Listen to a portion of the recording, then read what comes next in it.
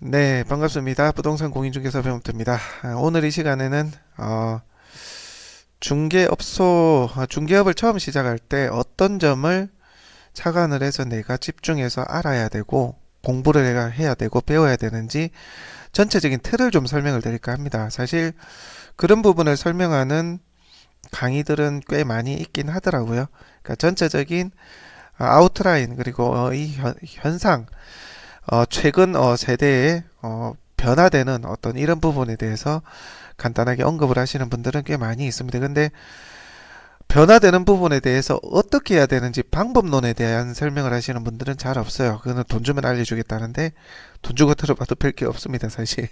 그래서 여러 가지 부분을 좀 알아야 되는 것들이 많긴 하지만 그 중에서 중개업을 처음 시작할 때 가장 이렇게 좀 잘 이렇게 알아봐야 될 것들이 어떤 것들이 있나 제가 설명을 좀 드릴게요. 자, 그림으로 한번 그려봤는데요. 우리가 중개업을 하실 분들은 매물을 사고 파는, 부동산을 사고 파는 행위가 되겠는데, 크게는 매수자, 그리고 매도자, 중개업소, 이렇게 세 가지 어떤 역할들로 인해서 거래가 일어나게 되죠. 주로 뭐, 직거래를 하는 데도 있지만 주로 그거는 배제를 하고요. 자, 거래가 일어나기까지의 과정을 제가 한번 볼게요. 자, 어떻게 하느냐. 매도자는 자기 매물을 팔고자 한다. 라고 하면 중개업소에 매물을 의뢰를 하게 되겠죠. 내가 한 군데 의뢰를 할 수도 있고 두 군데, 세 군데 의뢰를 할 수도 있습니다. 그렇겠죠. 자, 그러면 중개업소는 예전 같으면 걸어서 중개업소를 찾아서 매물이 있냐라고 물어봤지만 요즘은 그렇지가 않죠. 인터넷으로 검색을 해서 물건을 찾게 됩니다. 매수자의 대부분이. 그렇다 보니 중개업소들은 온라인을 통해서 자기 매물을 알리는 여러 가지 노력들을 좀 하게 되죠. 자, 그러면 그 노력에서 보여지는 매물을 보고 매수자는 해당 중개업소와 연락을 하게 됩니다. 찾아가기도 하고 문의도 하게 되겠죠.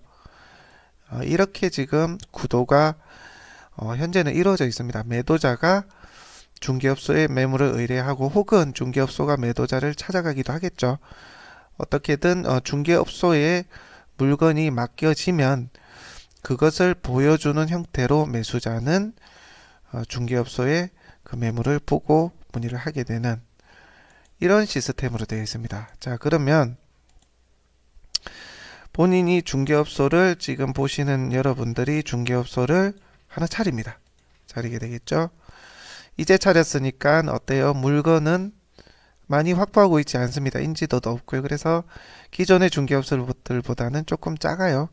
작게 제가 표현을 해놨습니다. 자, 이렇게 내가 중개업소를 시작을 했습니다. 자, 매도자와 중개업소 간의 어떤 인프라는 내가 아직 부족합니다. 그래서 중개업소나 이런 어떤 그 매도자 간의 연결고리가 없기 때문에 미미하기 때문에 나한테 접수되는 매물들은 아무래도 좀 적겠죠. 기존 중개업소보다. 자, 그리고 매수자는 전에부터 이 중개업소를 봐왔어요. 여기도 한번 봤고 중개업소 이름도 어렴풋이 좀 압니다. 매물들도 몇 가지 본 것도 있고 문의를 해본 적도 있어요. 방문을 할 확률이 이제 내가 막 오픈을 한 중개업소보다 아무래도 우위에 있습니다. 그렇죠. 그렇다면 매수자, 매도자, 중개업소 간의 네트워크가 내가 현저하게 약합니다. 이제 오픈을 했기 때문에.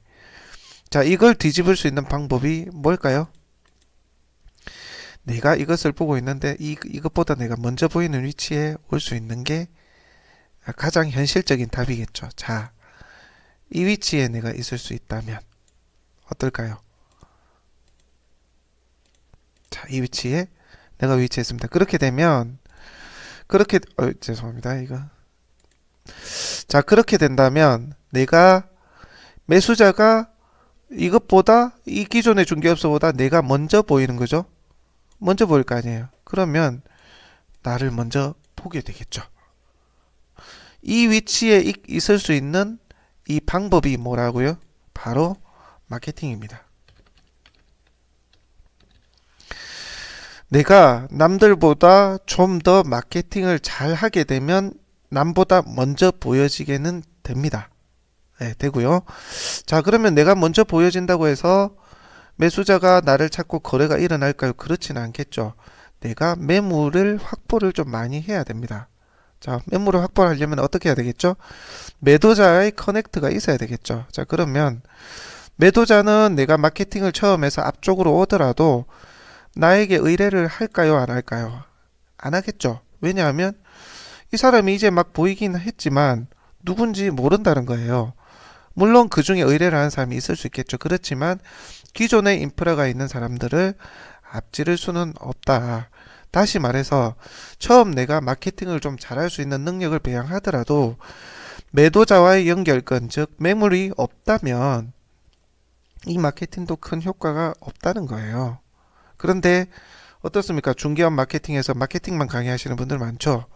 안 되는 거예요. 안 됩니다. 자, 그러면 어떻게 해야 되겠어요?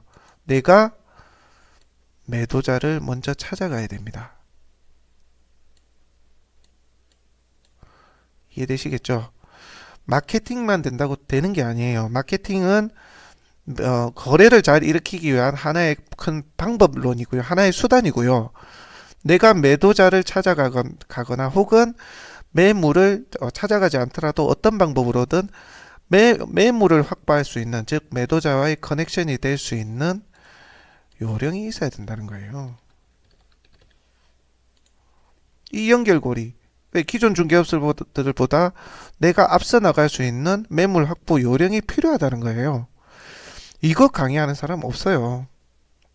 한번 둘러보세요.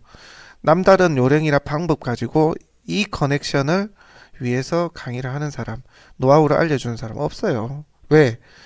각각의 스스로의 노하우가 있을 테고요. 이 사람들의 노하우가 얼마나 차별화됐는지는 모르겠지만 각각의 노하우를 알려주는 사람도 전무하고요. 중개업을 현업에 있으면서 급변하는 시대에 다양한 어떤 시도와 요령을 다양한 시도를 가지고 나만의 요령, 특별할 수 있는, 우위에 있을 수 있는 요령을 가지고 있는 사람이 강의를 하지 않는다는 거예요. 이 커넥션, 이거 상당히 중요한 부분입니다. 좀 요약해 볼까요? 다시 말해서 내가 매수자와 매도자를 아우를 수 있는, 즉 앞서 나갈 수 있는 방법이 뭐냐 하면 남과 다른, 남보다 우위에 있는 마케팅이고요. 첫 번째가. 두 번째가 매물 확보 요령. 동시에 일어나 줘야 된다는 겁니다. 이게 중요합니다. 또 한 가지 더 말씀드리면, 자, 매물을 내가 확보를 꾸준히 해 나가고 있다라고 칩시다. 그러면 내가 확보하는 매물이 매수자로 하여금 마케팅이 좀 더 앞쪽에 보이니까 먼저 보겠죠. 본다고 해서 이거 다 매물 살까요? 그렇지는 않아요. 제가 중개업을 지금까지 해왔지만 뭐냐 하면 이 마케팅에 매물이 있으면 이 매물을 다루는 내가 누군지도 중요하더라는 겁니다. 나라는 존재. 이 매물을 다루는 나라는 존재가 중요하고 매물의 정확도. 얼마나 성실하게 정확하게 매물을 보여주느냐. 그리고 나라는 사람이 누구인가. 이게 굉장히 세 가지가 버무려졌을 때 시너지가 극대화됩니다. 그런데 어떻습니까? 지금 강의들을 보면 마케팅을 강의를 지금 하고 있는 업체들을 보면 마케팅에 이제 뭐 블로그면 블로그 한 가지 부류만 이제 설명을 하게 되죠. 마케팅은 굉장히 분야가 많은데, 그리고 그 마케팅의 내용도 보면 팩트를 좀 벗어나거나 일상적인 강의들이 많더라는 거죠. 마케팅은 이런 분야 유튜브 이런 것들이 있습니다 하고 끝이에요. 뭘 어떻게 해야 남들보다 앞설 수 있는지의 방법론이 설명이 안 돼 있습니다. 자, 그리고 내 마케팅을 통해서 누군가 나를 보게 만들었다면 나를 알리는 방법, 그게 블로그든 인스타든 유튜브든 페이북이든 간에 나를 알리는 방법에 대한 설명들도 잘 없어요.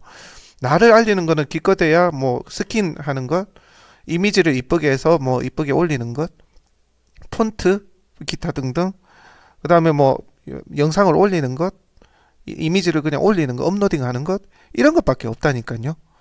그거는 기본이고, 나를 보여주는 내용, 참신한 내용, 그리고 그 많은 사람들에게 보여줄 수 있는 키워드 선정이라든지 중요한 것들을 얘기를 안 하고 있어요.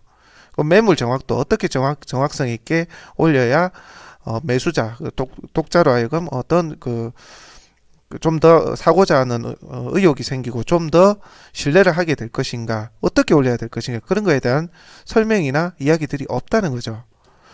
그러니까 강의가 사실 겉돌고 있는 게 너무 많아요. 그리고 이 요령 부분, 매물을 확보할 수 있는 요령, 이런 요령들에 대해서 설명하는 사람들이 거의 없고요.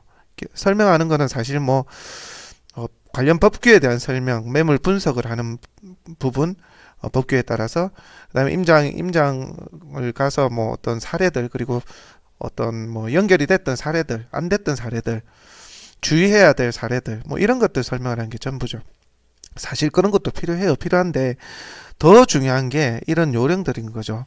사실 매도자로부터 매물 확보만 되면요, 그 매물 분석하는 건 당연하지 않겠어요? 왜냐?